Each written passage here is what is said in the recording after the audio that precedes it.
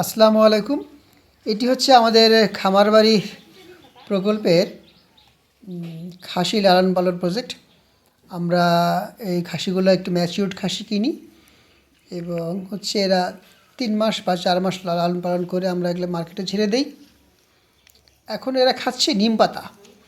যদিও এদেরকে আমরা শিডিউল কৃমিনাশক করেছি, তারপরেও যেহেতু আমাদের নিম পাতা আছে, নিম পাতাটা খাওয়াই। নিম পাতা খেলে এদের যে পেটের যে কৃমি টিমি যদি থেকে থাকে সেটা মারা যাবে। মাঝে মধ্যে এই কাজটা আমরা করতে পারি।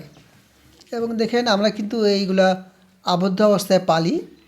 ওই পাশেই আমাদের ঘর আছে, কিন্তু আমরা প্রতিদিন আমরা উঠানে 1-2 ঘন্টার জন্য ছেড়ে দিই একটু রোদ খাওয়ার জন্য, যেটা খুবই ভালো। আসসালামু আলাইকুম।